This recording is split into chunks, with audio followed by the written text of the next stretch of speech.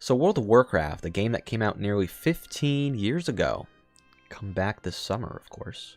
Now, World of Warcraft at the time wasn't really fully explored back in its day. Not a lot of people even cleared the endgame content. Min-maxing was to a degree there, but I wouldn't say, in my opinion, to the degree of what we saw in Burning Crusade with the rise of certain websites like Elitist Jerks. So, since vanilla, we've seen the rise of private servers, private emulated servers. And each server we've seen, the scripting on these servers have become better. And not only that, people are becoming more knowledgeable of the game. It only makes sense. The more time passes, the more experience and knowledge you're going to gain in that game, right? I mean, look at people doing speed runs on old emulators and see all of the tricks they discovered years later. Just look at some of the runs like the Ocarina of Time speed runs. They're doing some crazy tricks to beat the game as fast as possible. This is no different for World of Warcraft. Sure, World of Warcraft is an MMO, right? But that doesn't stop people from theory crafting vanilla WoW. And they've done so ever since we've entered Burning Crusade on these servers. Players have discovered so many different tactics on these emulated servers, practicing vanilla over and over and over, because we haven't really seen many other MMOs release as in a good state as vanilla WoW was once then. So people have continued playing these servers, waiting patiently for a new game to release, right? And in that time, they have learned quite a lot of information. I even have played on these servers for the past few years, and each year that passes, you'd be surprised. I've learned so many different new things, okay? We've seen new things enter the meta that almost seem to be used as common occurrence. Now, what is a meta? Usually the meta in the game is like the top way to play the game. The most, it's I would say it's the best, essentially the best way to play that game, like the meta in League of Legends, the best hero or whatever, right? Things such as, we've been using on these servers, like world buffs, the overusage of consumables, more consumables we've used before it's in vanilla, the importance of using certain stats we thought weren't as valuable back then. I mean, shit, back in the day, people were concerned with intellect on gear, not as much as like frost damage, okay?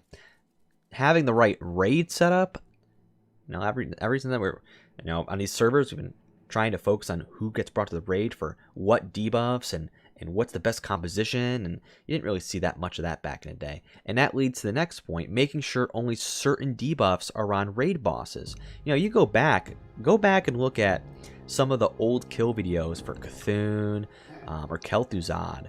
You'll see that there's some weird debuffs going on that people on these servers today don't use. Like, you're going to see like Insect Swarm, Moonfire. People today, they know you have certain debuffs on the boss that gives more damage to that boss. They're going to have the raid use those debuffs instead of a simple damage over time like Moonfire, right? The reason I wanted to make this video, because far too often I'm reading on online websites of people giving their opinion based on experiences from nearly 15 years ago that haven't touched a private server. And sure, those memories and some of that knowledge has merit. They were there first, and it's important. But you got to understand that in the last 15 years, things have changed on these servers. And you can just apply it to life, People think differently over time. Pretty crazy comparison, but once upon a time, we thought cigarettes didn't kill people, right? My point here is that time elapses. People's mindsets change. Things change, right? This isn't like a time capsule you can just dig up from your backyard that you dig in there like 20 years ago and everything's intact. If it was, you'd be opening that time capsule, seeing stuff you didn't put in there 15 years ago, but the box still looks the same, that hold the items, right? The second reason I'm making this video is because in addition to that, you see people consistently bash experiences on private servers. Now, first of all, the scripting on the current day vanilla WoW servers aren't nearly as bad as people say it is, okay? As someone who cleared all the content on them, and I'm continuing to do so. I raid on the recent server Northdale on my Hunter, prepping for AQ, which launches next month. You know, I can say that it feels real enough to consider it a great experience. You know, as good as Blizzard's? No, of course not. But it's being emulated, right? But I'd probably give it a grade of a B compared to a grade of an A if we saw an exact replica from Blizzard. I don't think that they're that bad to the point where you should stop playing them or anything.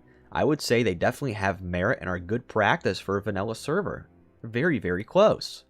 Second, these players on these servers have experienced this meta change over time. Why instantly throw away people's experiences just because they played on a private server? Why use people's experiences from 15 years ago instead of the people's experiences that have been playing on these servers in current times? Wouldn't they have more knowledge, more practice? And the answer I have is yes. My main point here is if you want to make Classic WoW, if Blizzard wants to make Classic WoW, they shouldn't just be throwing away private server experience into the trash can because it goes against their terms of service. These people are some of your most dedicated fans.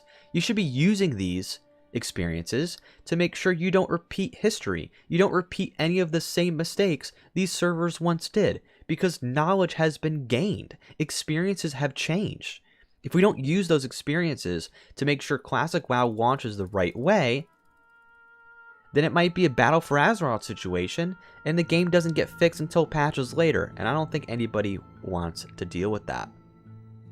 We were having this discussion in my guild Discord the other day, and it's not just me. I have plenty of fans. I talk to people in-game, people in my own guild.